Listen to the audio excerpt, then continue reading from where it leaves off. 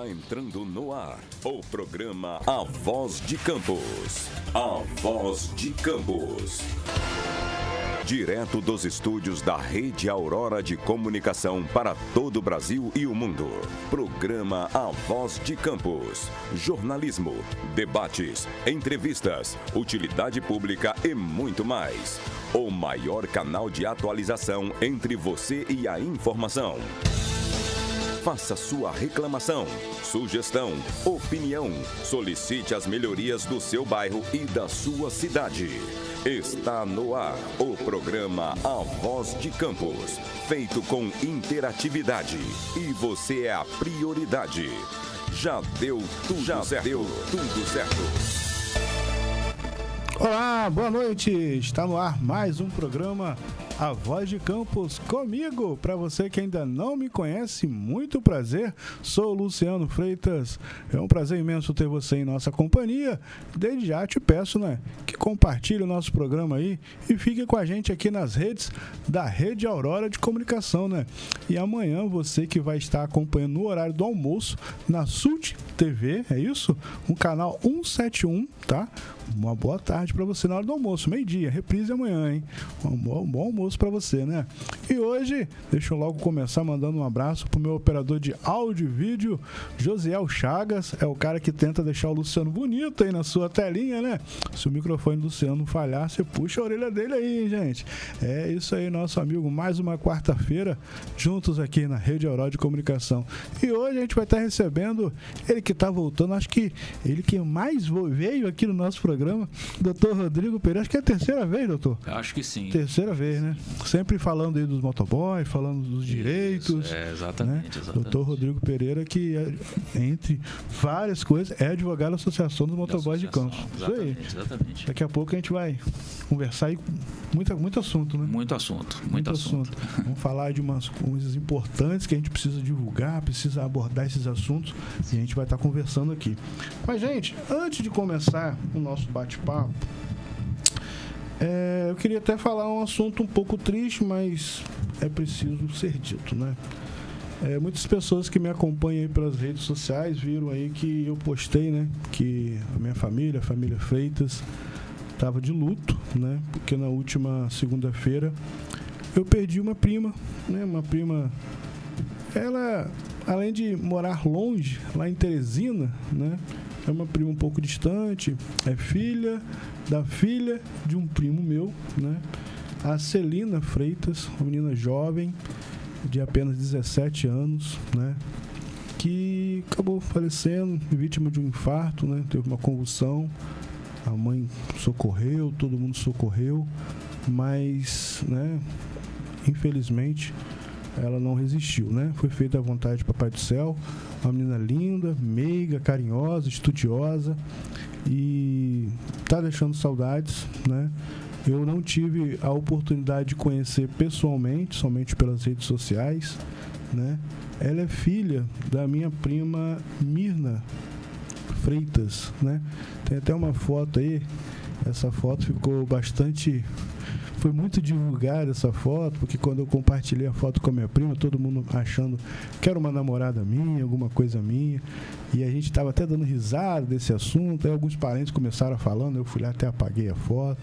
Então, assim, mandar um abraço para Mirna, que é a mãe da Celina, Mandar um abraço lá pro meu primo, o Roberto, que foi quem me deu a notícia. Mandar um abraço também para a Nídia, a minha prima também, que no caso era tia da Celina. Mandar um abraço para minha prima também, que está lá em Portugal, a doutora, advogada, Miriam Freitas. E para todos nós da família, Deixar esse abraço, esse registro aqui, tá? E... do jeito que foi, a gente tem a certeza que foi o Papai do Céu, Porque é uma menina jovem, cheia de saúde, alegre, e a forma que foi, com certeza é o Papai do Céu que chamou. E assim, nós aqui ficamos tristes, Mas lá onde ela está, com certeza ela foi recebida com muito carinho, e tinha pessoas lá com saudade dela também. Então a gente fica triste aqui, mas tem que entender que faz parte, Acontece. E lá onde ela está, com certeza ela está bem acolhida. E assim, tá longe desse mundo, né? Esse mundo nosso tá tão difícil de viver. Dito isso, vamos estar aqui, né, começando o nosso programa. Mandar um abraço aqui, ó. José, coloca aí um recadinho do SESC Senat. Tem um recadinho do SESC Senat que começa amanhã. Vamos lá, rapidinho, o vídeo 1. Estamos aqui nos preparativos finais para a nossa Feira Entrega Transporte, que ocorrerá amanhã no espaço do SESC Senat, de 9 às 17 horas. Te esperamos aqui com diversas empresas, vagas para pessoas com deficiência e mais de 300 vagas ao todo. Até amanhã, as inscrições são gratuitas. É isso aí, ó. O SESC Senat está com inscrições gratuitas para cursos, tá? Vai ter um evento lá, então chamo você para comparecer lá. O SESC Senat fica ali do lado do Shopping Estrada, tá bom? Um evento bacana, tá bom, gente? E mandar um abraço aqui, rapaz, que no próximo sábado, meu amigo Vanderlei Rangel, Vanderlei da Van, vai estar completando mais um aniversário, né? Me convidou, rapaz, parece que ele fechou uma churrascaria lá na sua, rapaz, o negócio lá é chique. Mandar um abraço pro meu amigo Vanderlei Rangel, o popular Vanderlei da Van, tá bom, gente? E vamos começar aqui mandando um abraço para quem ajuda a gente estar aqui, né? Que é o pessoal da Zap Gás Campos. Acabou o gás, chama pelo Zap. Anota esse número aí que uma hora você vai precisar, hein? DDD 22 999 99 4544. Acabou o gás, chama pelo Zap. Ah, Luciano, é muito número, é muito 9. Anota assim, ó, DDD 22 95 vezes 4544. Lembrando que é só para Campos, tá, gente? É só para Campos, tá? E mandar um abraço também pro pessoal da Star Piscinas Campos. Você aí que queira adquirir uma piscina de fibra, chama o pessoal lá também pelo Zap, que lá tem um catálogo com todos os tamanhos, modelos e valores, tá bom? Ó, anota aí, ó, DDD 22 997 16 52 23. DDD 22 997 16 52 23. Star Piscinas Campos, tá? E se falar que tá ouvindo o nosso programa, acompanhando o nosso programa, você ganha o frete para Campos, São João da Barra, São Francisco, toda a nossa região aqui. Frete grátis, é uma economia bacana, hein? Vamos lá. E mandar um abraço também pro Picolé e Sorvete Aurora, o picolé que o povo adora, que fica ali na rua Bento José Sampaio, esquina com a Rua do Gás. Picolé por apenas R$1, tá bom, gente? E para você que queira fazer aquele lanche rápido, tem um salgado por apenas R$5. Passa lá na rua Bento José Sampaio, esquina com a Rua do Gás, ali no IPS, tá bom, gente? Picolé e Sorvete Aurora. E hoje eu quero falar aqui da La Firma. É, La Firma. Tem um videozinho aí, Josiel? La Firma. O que é La Firma, Luciano? A La Firma é uma loja de roupa, segundo o proprietário, que é o meu filho, Carlos Vitor, é a loja que veste os crias. Ela fica aqui na rua Maestro Lourenço Soares, número 358, no Parque Aurora. Tá bom, gente? Aí tá o Instagram aí, ó. Você que queira chamar lá, tá bom? La Firma, a loja que veste os crias, tá bom, gente? Rua Maestro Lourenço Soares, 358, no Parque Aurora. Você aí que queira, né, tem um teleentrega lá, pode chamar lá pelo Instagram, lá eles entregam até você, tá bom? Quem tá lá no atendimento lá é meu amigo Luiz, popular Maicão. Eu nunca entendi isso aí. O nome é Luiz, mas a galera chama ele de Maicão. Mandar um abraço pra ele aí. E faltou mandar um abraço aqui, rapaz, pra tia Fran, que tá lá no Picolé Aurora atendendo lá também, rapaz. Se eu não falar, chama minha atenção. É isso. Doutor, vamos conversar. Tem muitos assuntos, daqui a pouco a gente fala aqui. Mais outros assuntos. Mandar um abraço aqui, ó, pro Daniel Muniz. O senhor conhece o Daniel Muniz, do Churrasquinho do Muniz? Sim. Tá acompanhando o nosso programa. Ótimo. Mandou aqui boa noite aqui, ó. É lá perto do senhor lá, né? Isso, é lá na minha rua. Do Muniz, lá. Doutor, na minha rua. A gente tá vivendo aí, né, uma sociedade, muita confusão, muito disse-me-disse. E a gente vê muitas pessoas, né, sendo presas, até mesmo injustamente, em muitos casos, não é todos os casos, mas em muitos casos. Eu queria conversar com o senhor Hoje, a dificuldade, né, de uma pessoa que tá certo, foi presa, foi condenada, cumpriu lá, né, o que ela deve à justiça, né, e ela sai. E hoje, já é difícil para a pessoa que está toda certinha arrumar um emprego. E para a pessoa que sai com um currículo lá dizendo que é ex-presidiário, mesmo cumprido, tudo certinho, né, não dever mais nada à justiça, é muito difícil, né, doutor? Exatamente. Meu boa tarde, bom dia, boa noite, né? Não sei a que horas que nós vamos estar sendo assistidos, né? Mas agradeço demais o convite aqui do Luciano Freitas. É sempre uma honra e um prazer estar aqui contigo, né? Prazer é nosso. Eu gosto muito de ter essa oportunidade de conversar e de explicar, assim, alguma coisa daquilo que a gente imagina que seja interessante, né? Um conteúdo interessante e que venha agregar algum tipo de valor, né, para a sociedade, né? Então, assim, nesse tema, eu acho muito interessante o tema, né, que é você tratar do estigma do preso, né? Socialmente, né, você vê que existe um tratamento diferenciado, né? Aquela famosa, aquele olhar, né, de desaprovação. Não importa se a pessoa fez ou não fez, né? No momento em que fica dito que ela ingressou no sistema prisional, ali nasce para ela uma morte social. A sentença, né? Mesmo. Exatamente. Ou uma quase morte, né, para alguns.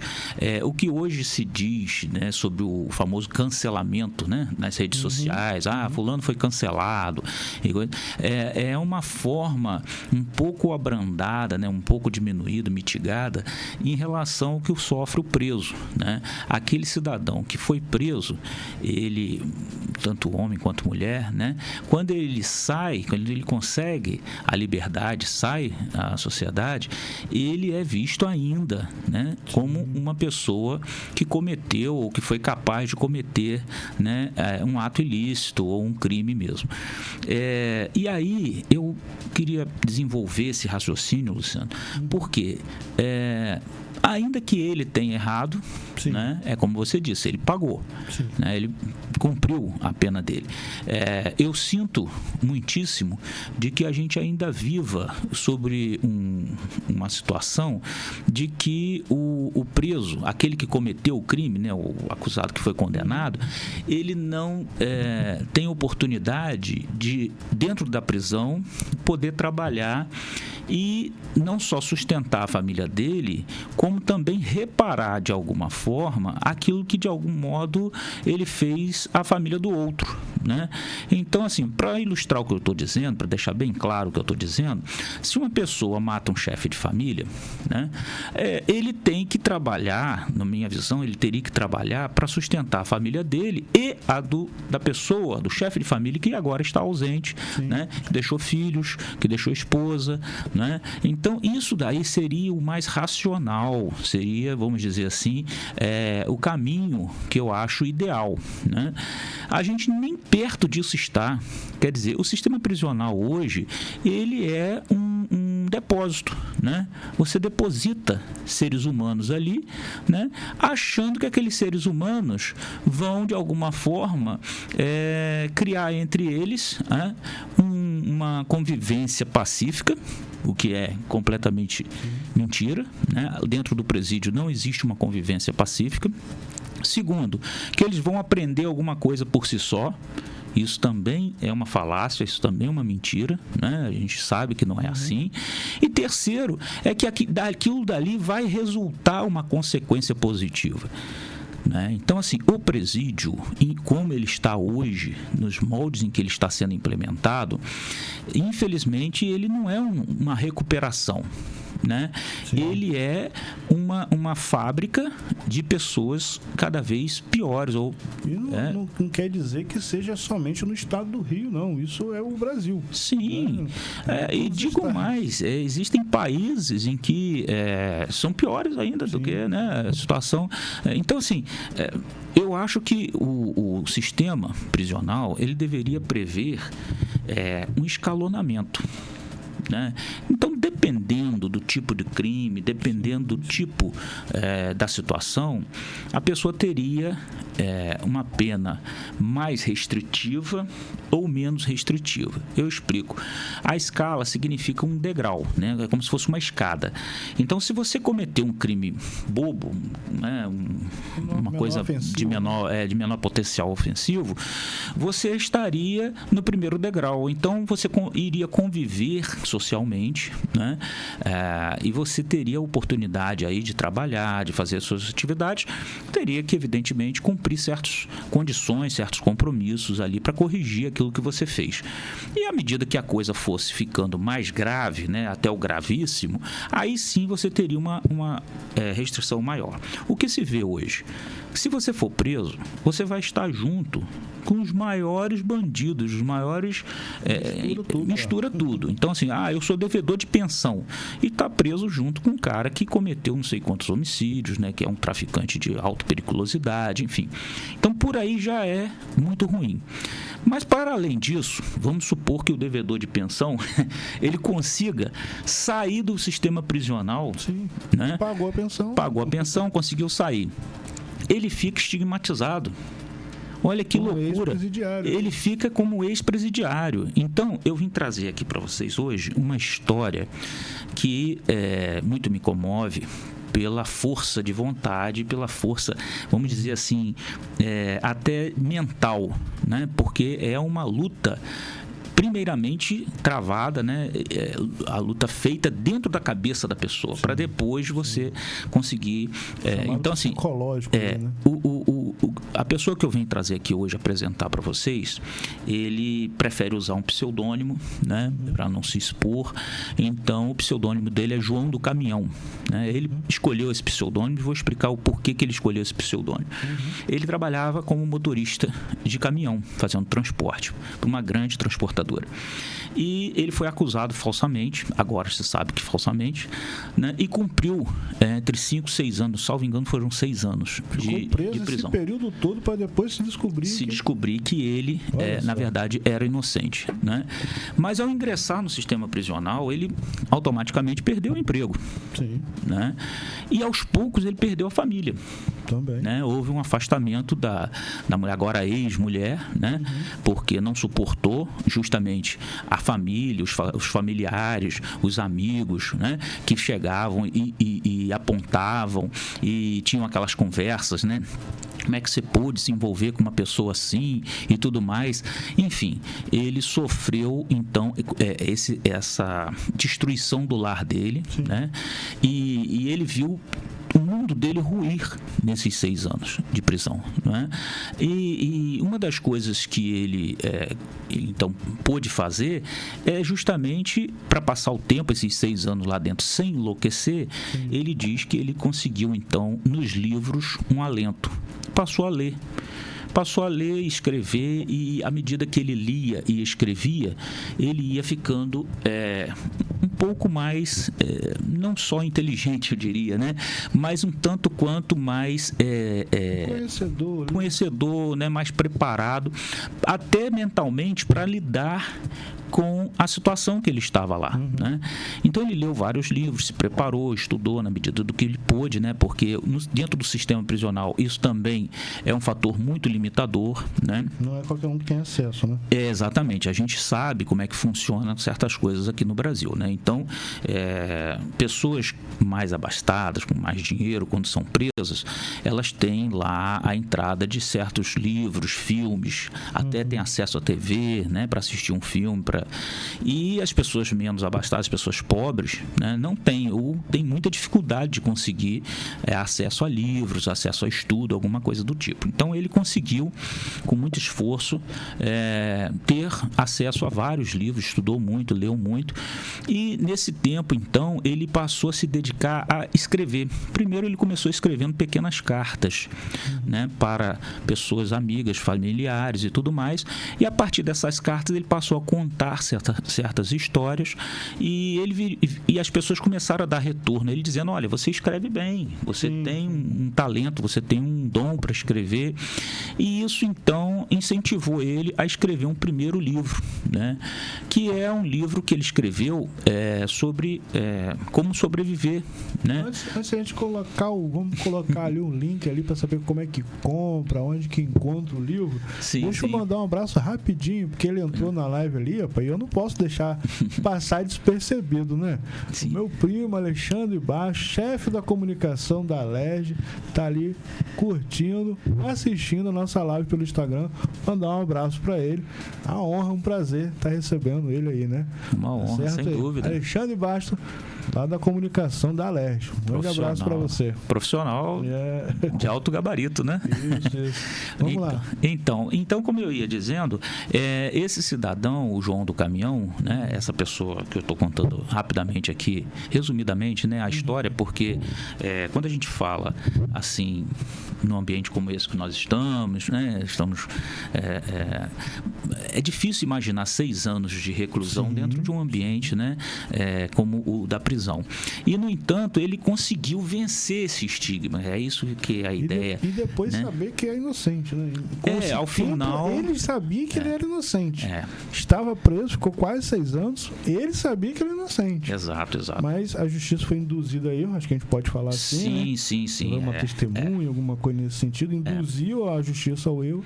E ele, lá dentro, sabendo que é inocente, 6 anos, ainda teve essa... Foi iluminado por Deus também, né? Sim, exatamente. Aí a gente vê que os caminhos, né? Que ele sempre optou pelo caminho correto, né? Então, assim, eu tenho muita vontade de ajudar esse cidadão, e por isso eu pedi até ao Luciano que pudesse, dentro do programa dele, divulgar esse livro que ele escreveu, que não tem nada a ver com a prisão, né? Não é um livro sobre a prisão. Ele até pretende escrever algumas histórias do que ele vivenciou lá dentro. Mas esse primeiro livro é um livro que tem uma ideia, né, de como conseguir, com toda a dificuldade que a gente tem hoje, arrumar algum dinheiro, porque a pessoa, principalmente a pessoa que sai, né, do sistema prisional, tem imensa dificuldade. A gente sabe que mesmo não indo lá, como você disse na abertura, Luciano, mesmo não indo lá, você já tem uma grande dificuldade de fazer um dinheiro para sustentar a família. Hoje está muito difícil, né? As oportunidades de você conseguir atravessar essa bolha, né? De ter que... E aí a gente entra naquele campo do famoso matar um leão por dia, né? Vamos matar um leão por dia. Ele coloca uma meta aí no livro dele de fazer R$100 todos os dias, né? Como conseguir uma renda, né? De R$100 por dia. Qual é o nome do livro? A máquina de R$100 por dia. 7 estratégias digitais para uma renda extra imediata. Josiel também quer. Pois esse livro, ele é muito interessante. Aí tem uma dica, e são dicas importantes. Ele tem uma linguagem muito fluida, muito bem escrito, né? O valor do livro é simbólico, é R$5 e alguma coisa, né? Enfim, é bastante barato. O livro é pequenininho, ele tem apenas 12 páginas, salvo engano, 12 ou 13 páginas. Quer dizer, é um livrozinho que dá para você ler muito rapidamente. E a proposta dele, evidentemente, é mostrar essa vamos dizer assim, essa verve dele, né, literária, de poder escrever, de poder até se mostrar ao mundo, né, aquilo que realmente ele é, né, porque até então a sociedade o tinha como uma pessoa presa, né, a pessoa que sofreu uma prisão, que foi levado pela polícia, né, ele foi algemado, né, então saiu de casa algemado, entrou no camburão, aquela coisa toda da prisão, que é muito traumatizante, né, que é extremamente traumatizante, mas principalmente estigmatizante, né? Então, eu tenho muitos clientes que eles me falam sobre isso, né? Relatam isso.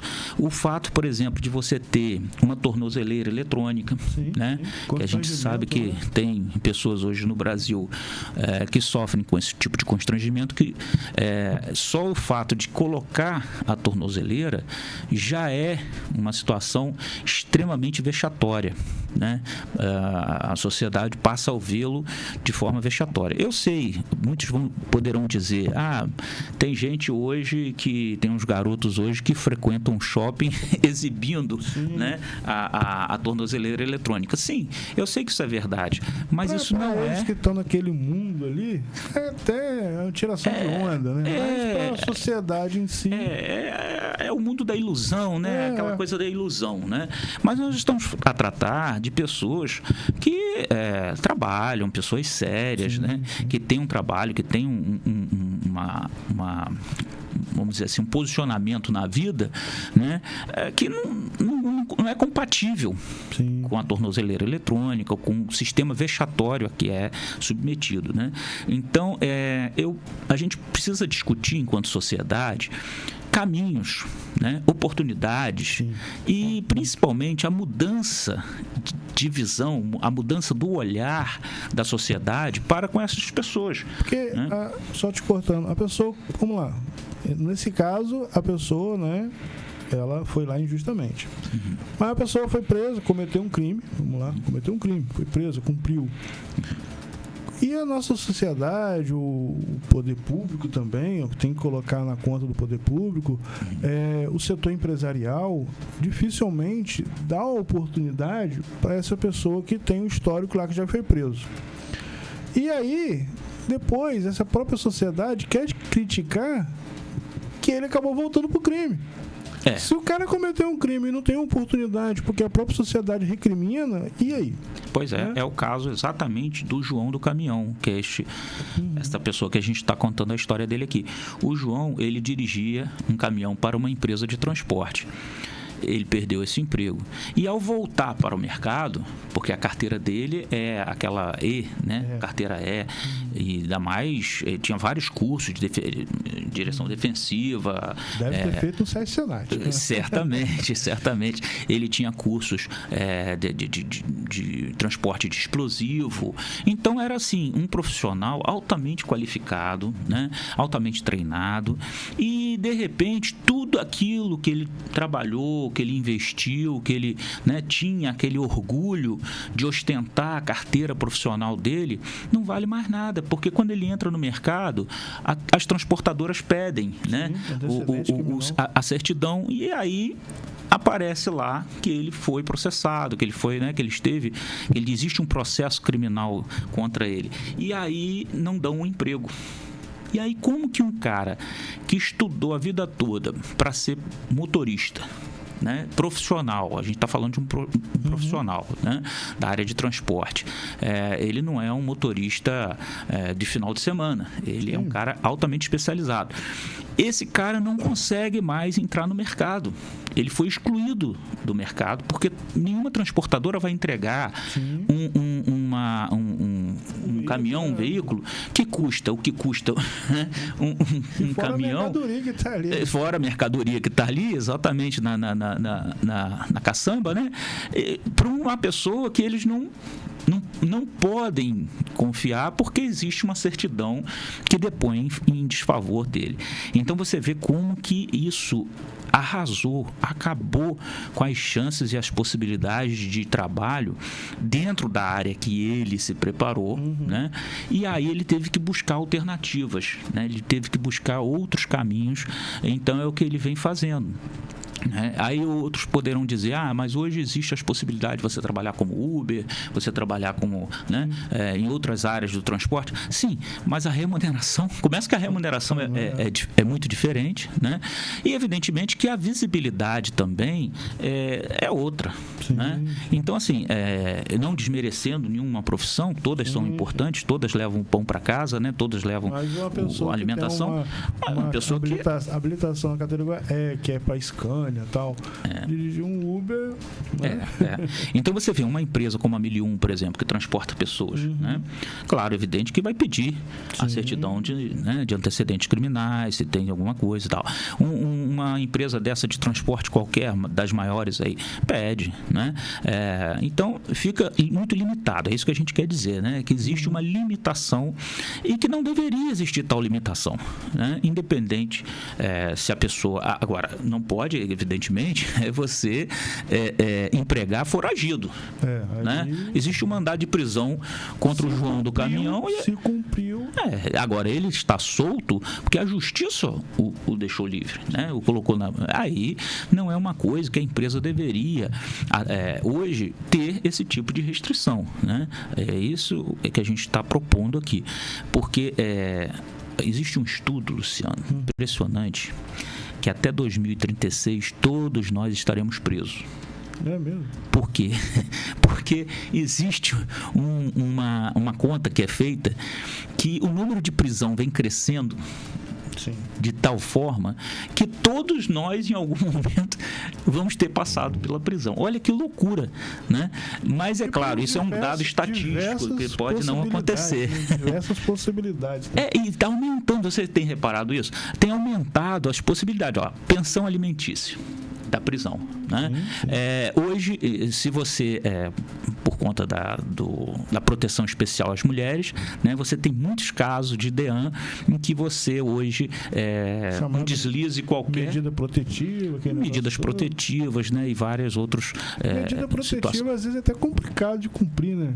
Porque a pessoa, por exemplo, vamos lá, medida protetiva, a pessoa mora num bairro e outra mora no outro. Por exemplo, não vou naquele bairro porque eu posso encontrar com fulano. Vou evitar de ir no centro porque eu posso encontrar. Vou evitar de ir no shopping porque eu posso evitar. Mas você vai numa praia, e aí? Não só isso, eu diria, é muito importante que as pessoas que estão nos ouvindo saibam que medidas protetivas são para os dois lados. Né? Então, por exemplo, uma das coisas mais importantes dentro da medida protetiva, não pode haver contato nem com a vítima e nem com as testemunhas. Então, qual é o conselho que a gente dá como advogado? Bloqueia o celular da pessoa. Não fale, não busque contato com aquela pessoa. Por que a gente diz isso? Porque é muito comum as pessoas acharem, porque está escrito lá 500 metros, 300 metros, enfim, né, de distância. Você não pode se aproximar dentro de 500 metros de distância, 300 metros de distância. Mas eu já tive clientes que foram presos porque o pai ligou para o celular da filha, né, mandando recado para a mãe. E aí a mãe levou esse telefone até a delegacia e o cidadão foi preso. Né? Então, olha só que loucura. Quer dizer, ele não entrou em contato com a mãe, que era a vítima. Ele fez contato com a própria filha. Mas através do celular da filha, pedindo à filha que falasse com a mãe. Quer dizer, foi uma forma de contato, de comunicação indireta, mas houve essa comunicação. E isso a medida protetiva vedava, né? A comunicação dele com a vítima ou com as testemunhas. Então, por aí vocês tiram o quanto é complicado hoje o sistema de medida protetiva. Isso tem, evidentemente, levado muitas pessoas ao cárcere, né? E não só homens, tá? Mulheres também vão para o cárcere por variados motivos. Sem a gente falar o nome da pessoa, porque eu acho que o senhor vai lembrar, é um amigo meu, foi até eu que indiquei pro senhor. ele teve um período dele que ficou preso, teve lá as medidas dele lá. Aí parece, não sei se foi assim, mas acontece, então é bom a gente falar. Aí decretou lá que ele tinha que dar sacolões. Sim. Aí tem sacolão específico também. Não pode ser qualquer sacolão. Aí se você dá um sacolão que não é o específico, você está descumprindo também, né? Exatamente. Esse caso foi muito bom você ter tocado nesse caso, porque é um caso simbólico, né? É um caso que é bom que a gente esclareça, porque às vezes tem pessoas que estão nessa mesma situação. Essa história do sacolão, ela é o seguinte: você, através de um setor da justiça chamado CPMA, que é a Central de Penas e Medidas Alternativas, né? PMA, Central de Penas e Medidas Alternativas. Esse órgão da justiça, ele é responsável por fazer o cadastro, manter um cadastro das entidades que vão ser direcionados, pessoas que vão cumprir esta medida, essa condição da justiça. Sim. Então, assim, para você não ir preso, você precisa cumprir certas condições. Quais condições? Por exemplo, você tem que cumprir 2 anos de trabalho voluntário. Isso aí, o Ministério Público e a Justiça, a jurisprudência, não abre mão. Muitas pessoas me perguntam: doutor, não tem como eu só pagar o sacolão e não cumprir nada, porque eu preciso trabalhar, eu trabalho como, por exemplo, como caminhoneiro, né? Então não posso estar no município muitos dias, eu tenho as minhas viagens, eu embarco, como é que eu faço para cumprir quando eu estou embarcado, não é? Mas isso daí tem uma adaptação a ser feita, tá? De modo que você precisará em algum momento cumprir com o trabalho voluntário, como a gente chama, né? Então, ir até aquela instituição. E aí eu vou citar aqui algumas que eu conheço, mas tem muitas, né? Mas você pode ir, por exemplo, para os Irmãos da Solidariedade, você pode ir, por exemplo, para a PAI. É você que escolhe? Ou é... Não, é a CPMA, exatamente. E a CPMA, ela mantém não só um cadastro, como também ela mantém a quantidade de vagas que tem em cada instituição. Evidentemente que o apenado por esta condição, ele pode buscar o que é mais próximo da casa dele. Aquilo que for mais próximo. Por exemplo, se ele mora em Guarulhos, ele deve procurar alguma instituição em Guarulhos, né?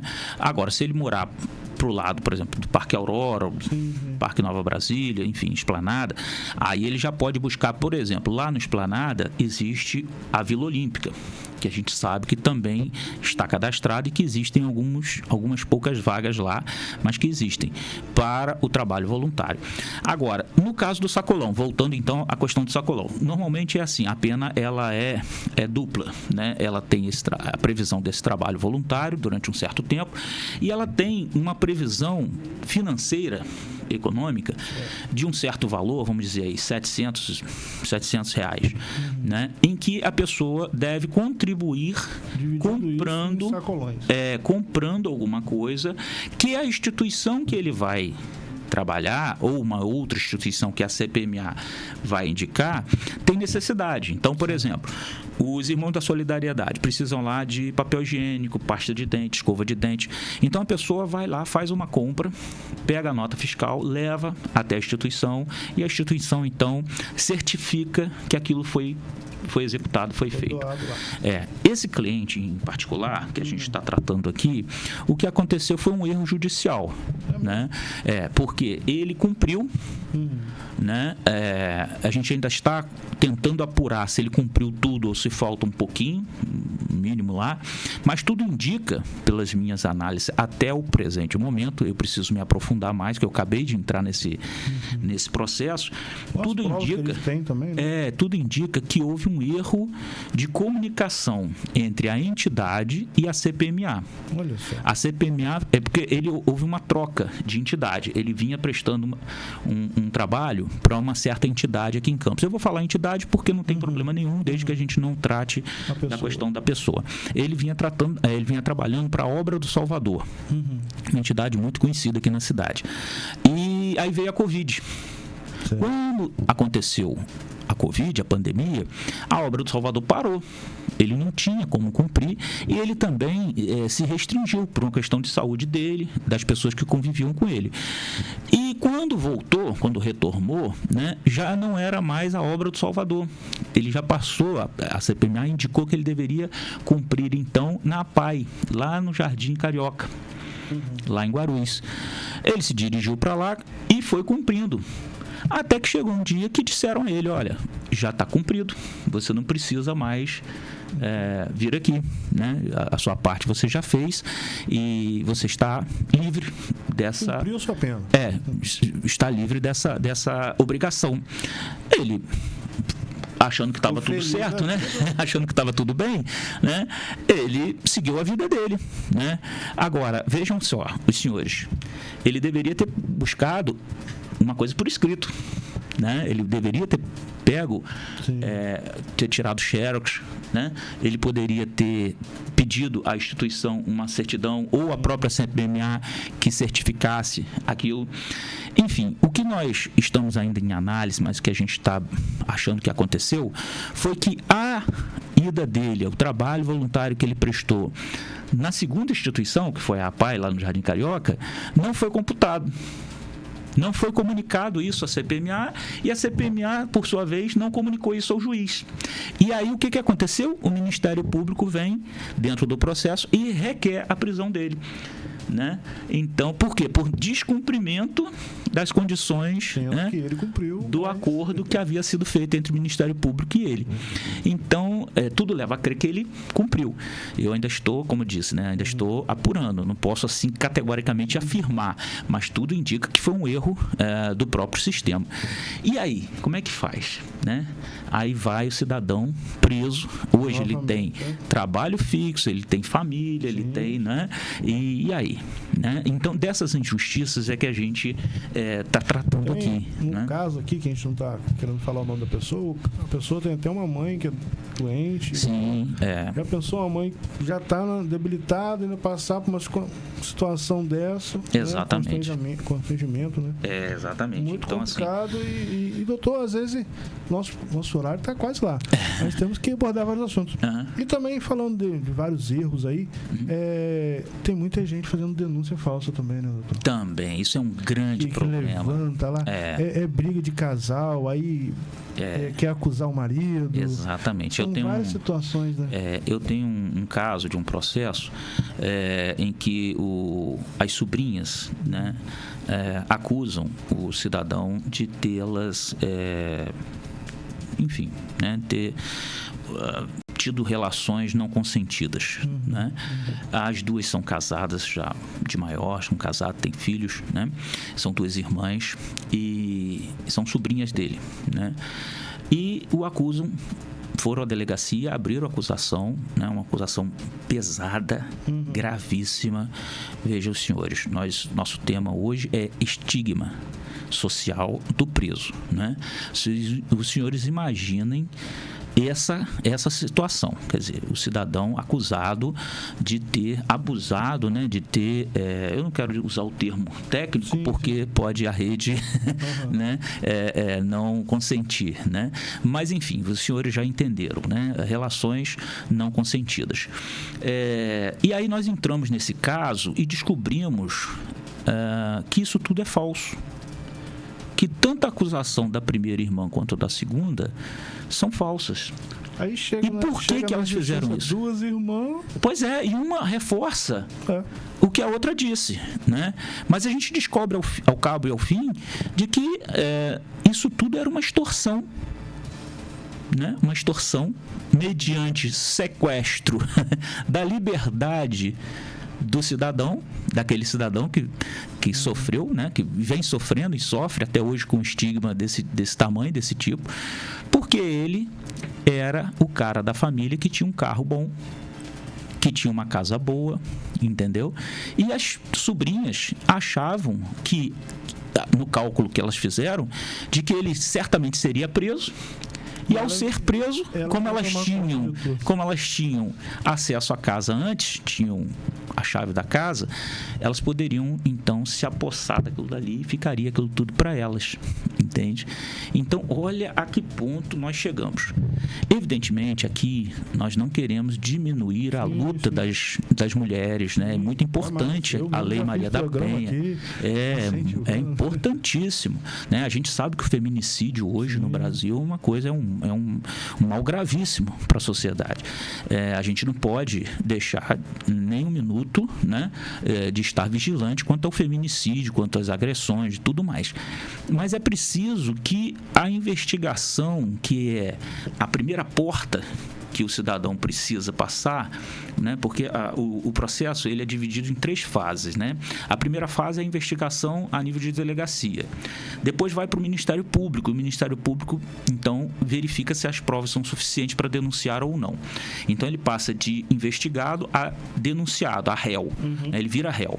E, a partir daí, o juiz tem que fazer um terceiro filtro, que seria o quê? Se aquela denúncia vai ser aceita ou não. Se o juiz aceita a denúncia, aí o processo ação criminal começa. Então, tem 3 fases iniciais que são muito importantes. Então, a primeira pessoa que vai tomar a decisão é o delegado, né?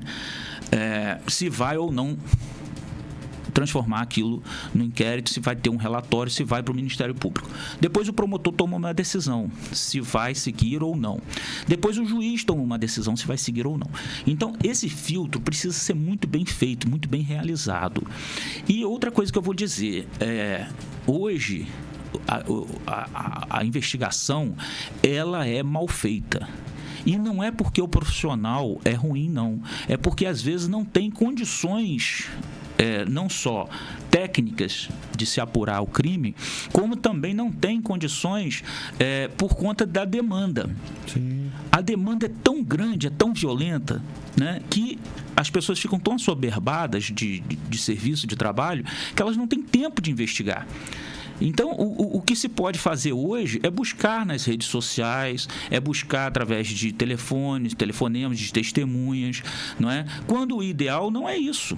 O ideal é que o inspetor, o investigador, ele tenha condições de ir a campo, fazer uma boa perícia, entendeu? Faz uma boa perícia, verifica se você vai lá no local, se você acha, né? No caso que a gente estava tratando aqui ainda há pouco das sobrinhas, né? Da falsa acusação aí das sobrinhas, verifica se tem cabelo, se tem algum tipo de pele, se tem o esperma, né? Se tem algum resíduo de alguma coisa que você possa usar na investigação, na perícia. Pergunta, isso não é feito, não dá tempo de fazer, não existe recursos técnicos para se fazer, entende? Então isso é uma dificuldade extrema, grande no setor de investigação da polícia. E aí você tem uma esquizofrenice lá na frente, porque o cara já foi acusado, o cara já foi preso, o cara já foi... E aí depois é que se vai descobrir, né, que não foi aquilo, que não foi daquela forma. Já passou pelo sistema de presídio e ali já fica com aquele histórico. Exato. E aí é o que a gente estava abordando aqui, que é a dificuldade depois de conseguir um emprego. Exatamente. E ainda mais com essa pecha, né, de um crime tão grave quanto esse de relações não consentidas.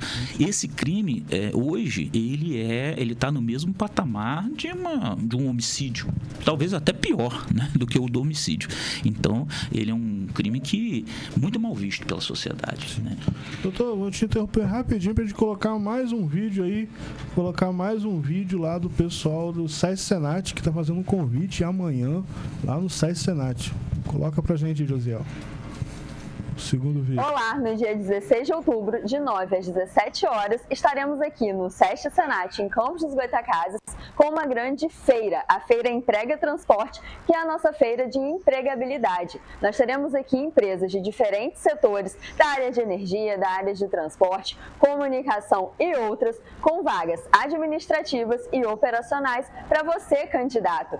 A gente vai ter também vouchers de desconto, palestras e distribuição de brindes, tudo para que você passe um dia muito especial de qualificação e oportunidade. Te espero, as inscrições são gratuitas. É isso aí, minha amiga Rayana, lá do SESC Senat, Rayana Siqueira, tá fazendo esse convite aí para você amanhã, dia 16, tá bom, gente? Dá uma passadinha lá no SESC Senat lá. E eu quero mandar um abraço também aqui, ó, pro meu amigo Pastor Hertz, lá do Farol, tá acompanhando o nosso programa, rapaz, bacana. Hertz Luca Machado, isso, meu grande amigo. Tá curtindo prazer. A gente lá. Mandar um abraço também, Jefinho da Propaganda, tá curtindo a gente. E nós temos um recadinho aí, rapaz, tem muita gente com saudade dela, ela esteve aqui no nosso programa, e o pessoal, todo mundo chamando ela. Luciano, chama ela para participar do seu programa, para ela apresentar junto com você. Só que questão de trabalho, ela não pôde estar aqui, né? Minha amiga Sara, bola um vídeo aí, ela tem um convite hoje para vocês aí, hein? Vamos lá. Boa noite, galera que está assistindo o programa Voz de Campo. Aqui é a Sara e eu vim convidar vocês para assistir o Goitacast hoje às 9 horas. Eu estarei participando lá com o Ricardo e vai ser muito legal, não percam. É isso aí, minha amiga Sara.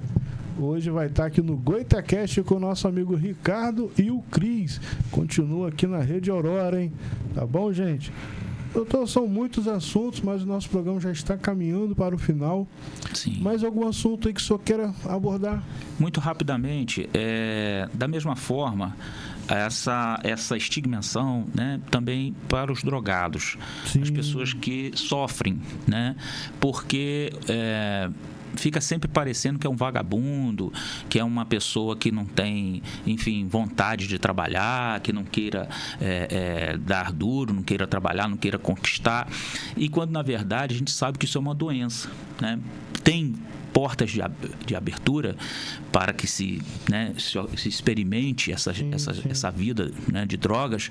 E existe também os gatilhos. A gente sabe que isso é uma doença que tem gatilhos, né?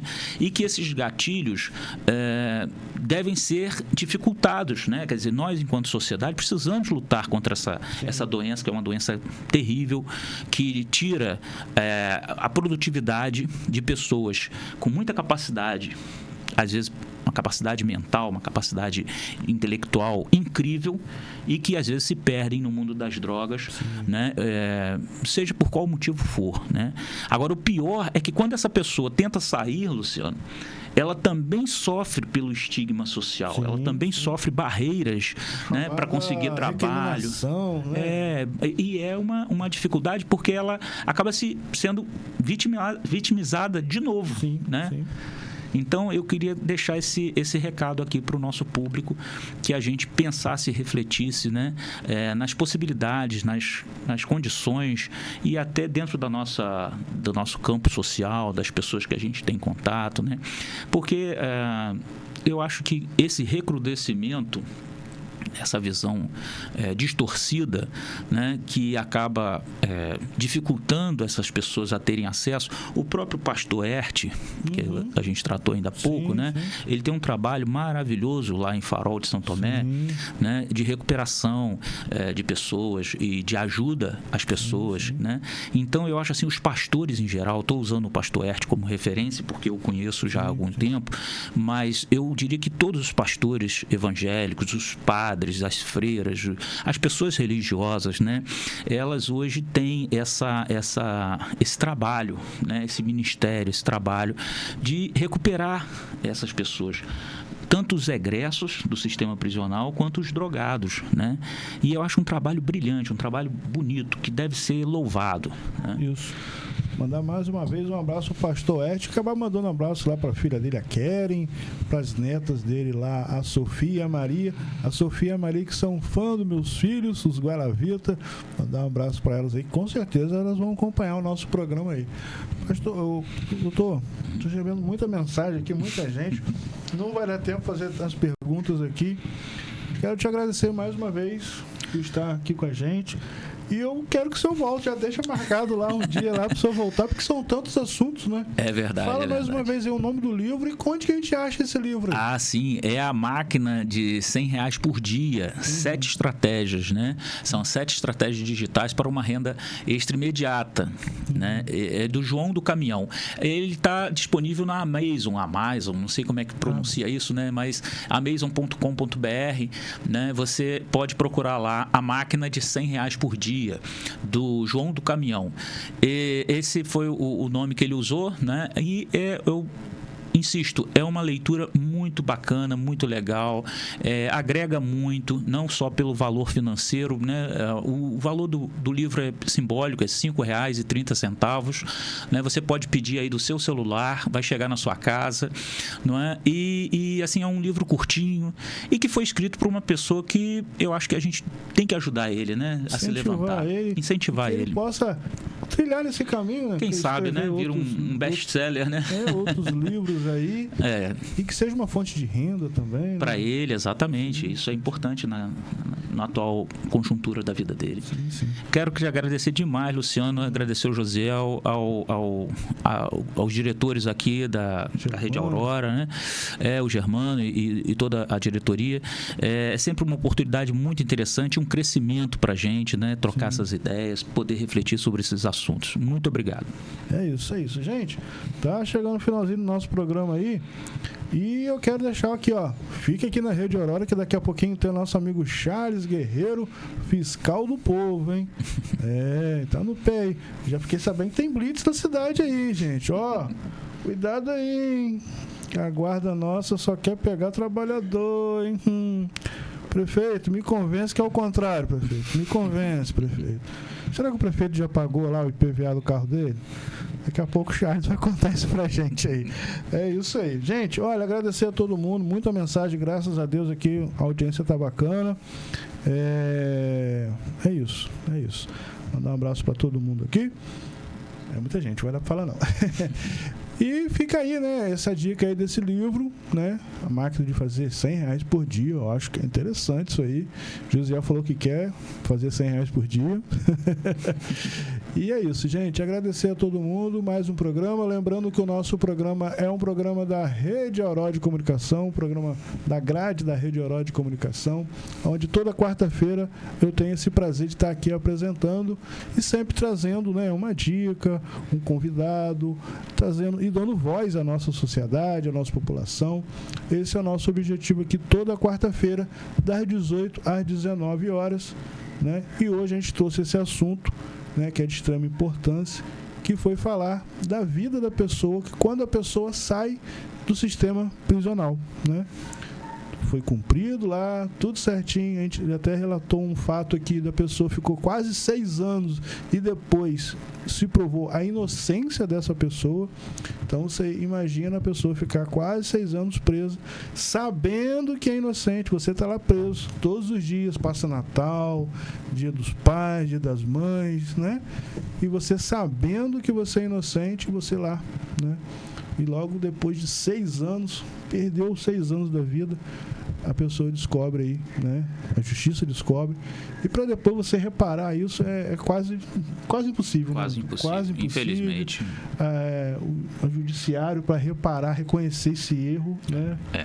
Dar alguma indenização, alguma coisa assim. Então, tem que dar aí também muitos créditos, né, aos policiais, porque a investigação, dá sabedoria, né? Saber diferenciar ali o tal do joio do trigo, né? É muito importante isso também. E é isso. Esse foi o nosso programa. Agradecer a todo mundo. Lembrando que tudo muda quando você muda. Tchau. Até a próxima oportunidade.